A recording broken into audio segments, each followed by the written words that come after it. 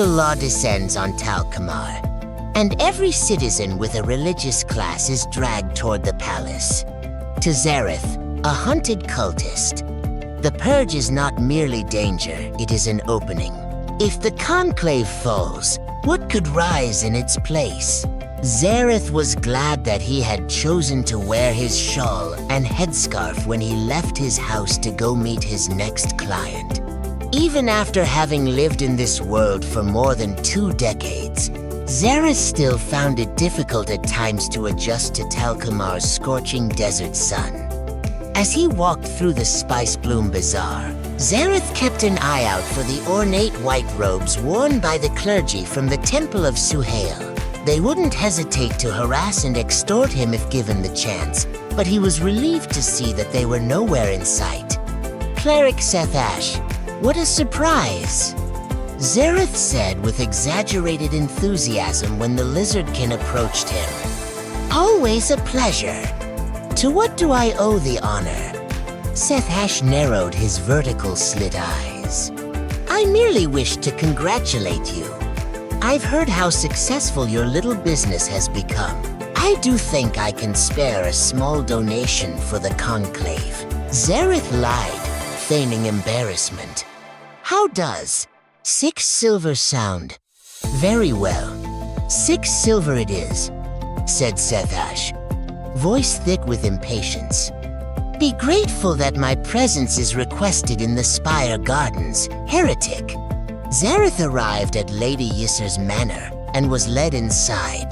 The elegant Naga woman reclined on a couch, her serpentine tail draped across it.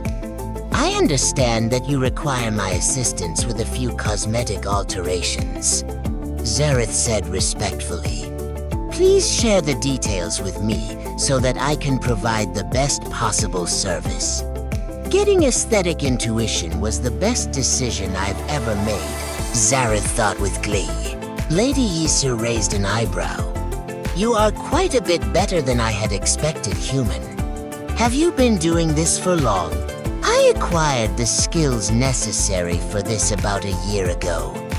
Lady Yisser, that's when I began. As Zareth worked on her scales, a notification appeared. Cultist has reached level 19. Skill point gained. Thank you for your patience, Lady Yisser. I've made my choice, and I'm ready to continue. After ensuring her scales gleamed with newfound vibrancy, a knock interrupted them. The lizardkin guard looked panicked. My lady, there has been an urgent development. The Conclave has been accused of assassinating Merchant Lord Rakasor. General Nasrith has taken control of the city and declared martial law. What? Our business here is concluded, human, Lady Yisser said. I suggest you return to your home as quickly as possible. Zareth hurried home, but an armored ogre wearing the emblem of Tal'Qamar's military had already found his house. Are you the cultist named Zareth? Asked the ogre. I am. Why are you looking for me? I don't have any affiliation with the Conclave.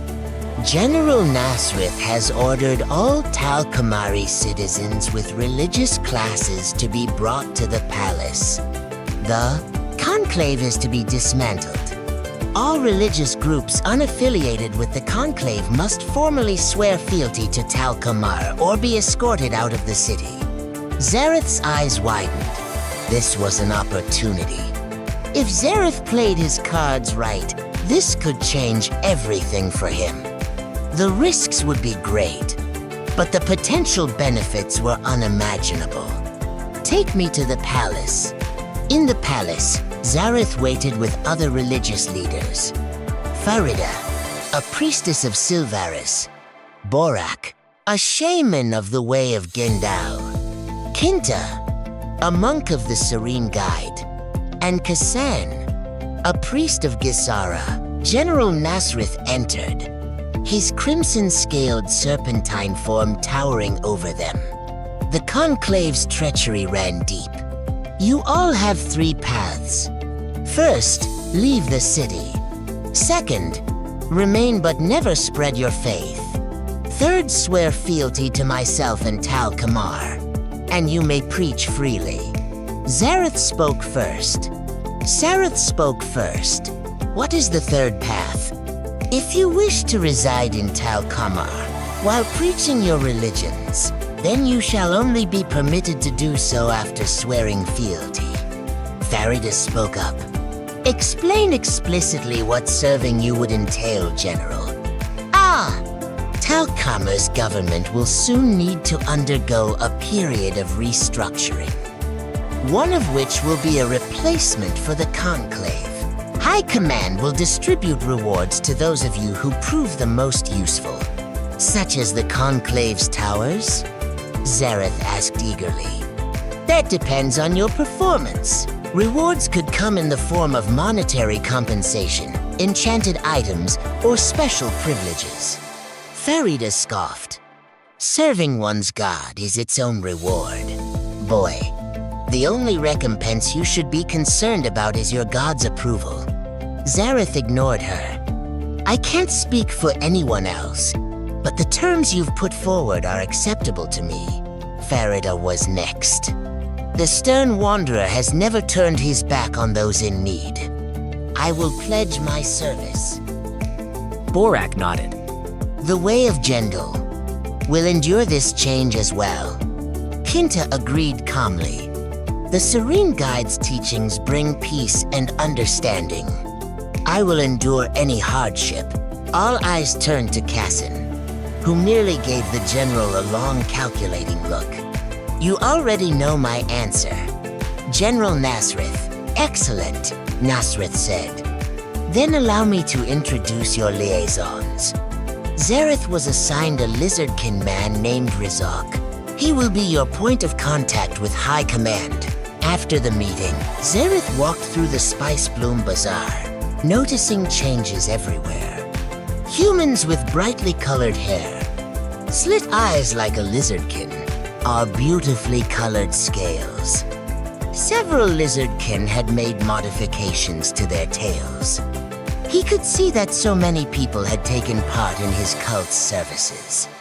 When he entered his spire's main hall, an overly excited teenage boy came barreling toward him. Boss, you're finally back, Tamir exclaimed. Please, tell me that you're taking back control over these lunatics. Zareth blinked slowly. The cult had thrown a welcoming party. Onara was drunk and arguing with a young cultist who had mimicked her face. Garza was throwing loaves of bread at a flubber-like gelatinous ball of flesh. The Pathfinders were here too, with Casper cackling wildly, while webbing their lizardkin beast tamer to the wall. I'll be taking back the reins now that I've returned, Zareth said.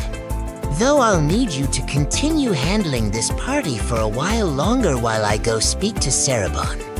It wouldn't do to keep a god waiting.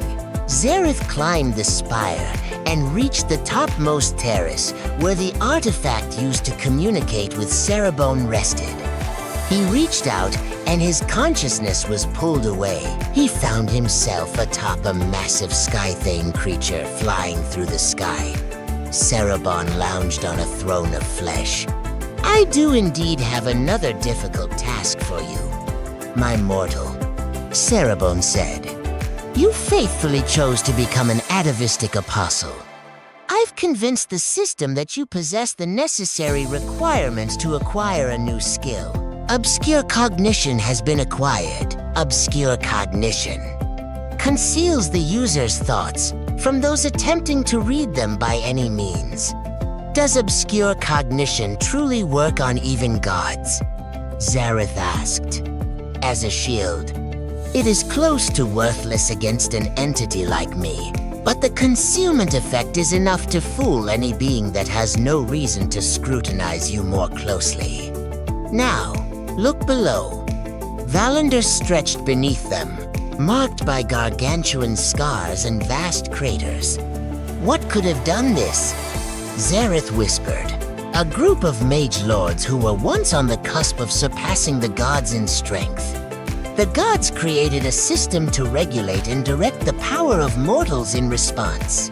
This history underpins your mortal politics, my ambitions, and why it is necessary that you aid me in constructing a new pantheon in Tal'Qamar, capable of confronting the Conclave. Zareth understood, so that we can take on their role after the Conclave has been destroyed.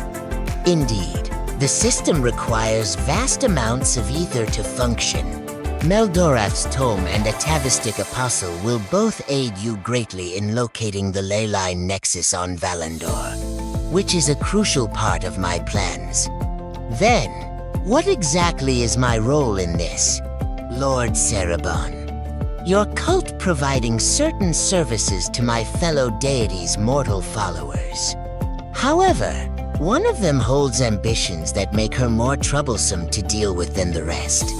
I'll need you to verify if my suspicions about Gisara are correct. And then, Lord Cerebon, we either convince her and her mortal worshippers that her ambitions would be better served aligned with ours, said Cerebon, his gaze sharp, or I lend you more of my power, and we teach them the consequences of being our enemy.